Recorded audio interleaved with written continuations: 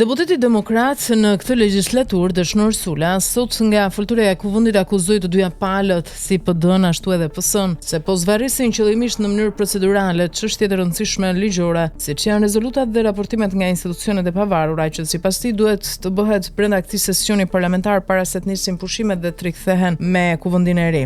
Ligjvënësi hodhi dyshime se shumë nga deputetët që do të jenë edhe në legjislaturën e ardhshme kanë agjend personale, teksa qëllimi kryesor i Partisë Demokratike dhe Partisë Socialiste, tha ai, mbetet fundi i vitit, kur mbaron edhe mandati i kreut të SPAK-ut Altin Dumani në lidhje me debatin për mandatin e prokurorëve. Po shmangen procedurat në këtë kuvend. Një pjesë e mirë ka agjend personale edhe në legjislaturën tjetër. Kjo është për të ardhur keq, shqetësimi që kanë për ata që do të jenë edhe ata që nuk do të jenë në çaste të caktuara vendimtare. PS dhe PD presin dhjetorin kur mbaron mandati i kryetarit të organizatës së SPAK-ut, ku prisni të zhvillohen e të ndodhin xhavahire. Rregulloria e kuvendit e ka të qartë se deri në qershor duhet të dalin të gjitha vendimet dhe rezolutat, gjë që nuk është realizuar. Ndaj brenda këtyre dy seancave plenare të mbarojnë këto rezoluta apo raporte për institucionet e pavarura, duke nisur nga kreu i organizatës kriminale të SPAK-ut, ironizoi Sula mes të tjerash.